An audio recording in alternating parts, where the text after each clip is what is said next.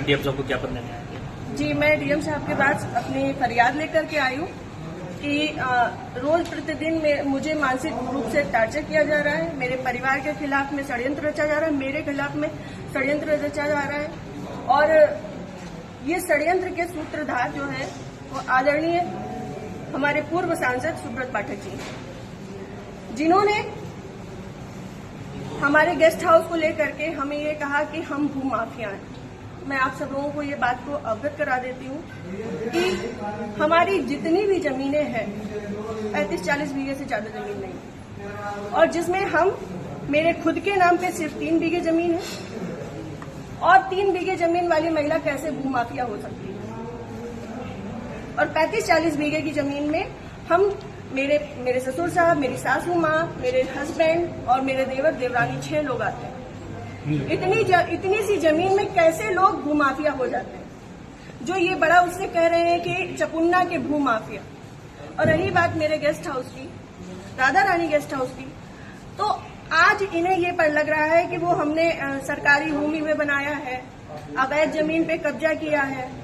तब क्यों नहीं लग रहा था जब 5 साल से उसी में दावतें खा रहे थे, भारतीय जनता पार्टी की मीटिंगें कर रहे थे, हमारा पैसा खर्च करवा रहे थे, रोज मीटिंगें हो रही थी, तब क्यों नहीं ये आपको लगा था? आप पूर्व सांसद के ऊपर एक आरोप लगा रहे हैं। बिल्कुल, आप भी बीजेपी के कार्यकर्ता? मैं बीजेपी की कार्यकर्ता हूँ और बीजेपी में ही काम करती हूँ शुरू से लेके लास्ट तक। जब तक मेरा जीवन मुझे अलाउ करेगा, जब तक ये कन्नौज के नेता मुझे सहज भारतीय जनता पार्टी में रहने देंगे, तब तक मैं भारतीय जनता पार्टी की ही सदस्य हूँ। पार्टी में आपने इसकी उच्च पद पे लोगों से शिकायत की है? मैंने ये इस विषय के बारे में यहाँ से लेकर प्रदेश अध्यक्ष तक को सबको सारी बातें पता है, और आज से नहीं पता है, ये पिछले 2 सालों से पता है। मेरे पिताजी, मेरे ससुर साहब, मेरे हस्बैंड, हम सब लोगों के लिए हत्या तक का मतलब षड्यंत्र रचा जा चुका है, और विगत के चुनाव के निर्णय के बाद ही रचा गया। पिछली 4 जून को रिजल्ट आया है, पिछली 3 जून को ये हमारे गांव गए थे। हमारे गांव जाकर के इन्होंने, हमारे राइवल्स हैं जो, उनके घर जाकर के इन्होंने 2 घंटे की बैठक रखी जिसमें षड्यंत्र रचा गया। और उसके बाद ही उसी दिन इनके एक प्रमुख कार्यकर्ता कहिए, चमचे कहिए, कुछ भी कहिए, वो जीतू त्रिपाठी, उन्होंने मेरे ससुर साहब को फोन किया, जिसकी मैं रिकॉर्डिंग आप सबको भेजूंगी और चाहूंगी कि मीडिया में आप चलाएं।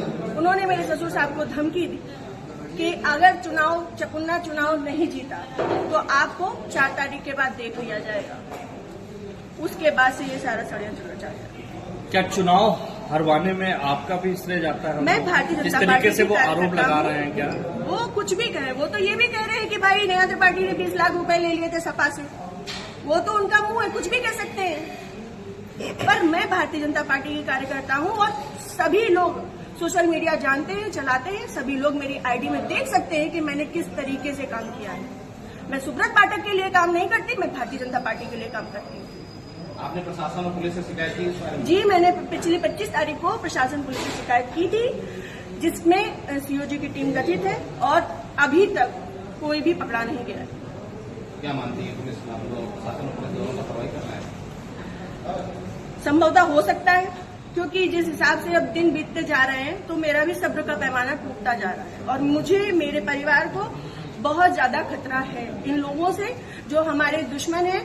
क्योंकि सुब्रत पाठक जी ने, हमारे जो राइवल्स हैं, सभी आजीवन कारावास के मुजरिम हैं। सभी आजीवन कारावास के मुजरिम हैं। मैंने इसमें लिख के भी दिया है, संदीप तिवारी, प्रदीप तिवारी, मनोज अग्निहोत्री, ये बलात्कारी केस पे और आजीवन कारावास, गैंगस्टर, इन पे सब तरीके की धाराएं लग चुकी हैं इनमें, ऐसे लोगों के साथ में। और जिसको इन्होंने हम लोगों की सुपारी दी है, अखिलेश यादव उर्फ छक्की, वो इनकी, हाँ, यहाँ ठटिया का ही निवासी है, गांव झहुआ, वो इन लोगों के साथ में, सुब्रत पाठक के साथ में भी जेल में रहा है और इन लोगों के साथ में भी जेल में रहा है और अभी फरार है।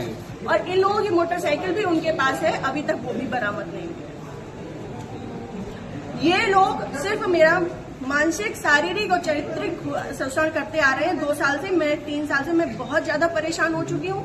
अब ये चीजें नहीं होंगी। आज आपने जिलाधिकारी से बातचीत की, क्या उन्होंने आश्वासन दिया? उन्होंने मुझे पूर्ण आश्वासन दिया है कि इस पे निष्पक्ष जांच होगी, क्योंकि हमारे पास रिकॉर्ड्स भी हैं, हमारे पास सबूत भी हैं और बहुत सारी चीजों के सबूत हैं। समय आने पे मैं वो सब आपके सामने रखूंगी। जिले में जो भी भ्रष्टाचार हो रहा है, जो जिला पंचायत में भ्रष्टाचार हो रहा है, जो ब्लॉक प्रमुख में भ्रष्टाचार हो रहा है, ब्लॉक में भ्रष्टाचार हो रहा है, वो सारी चीजें मैं आप सब लोगों के सामने रखूंगी। अगर आपकी सुनवाई आज नहीं होती तो आगे क्या कदम उठाएंगे आप? मैं आप लोगों का सहारा लूंगी और आप लोगों का सहयोग, मुझे पूर्ण विश्वास है कि मेरे साथ हमेशा रहेगा और मैं इस पे अपनी अंतिम सांस तक अब फ्रंट के पैमाने में आकर के लड़ूंगी। Thank you.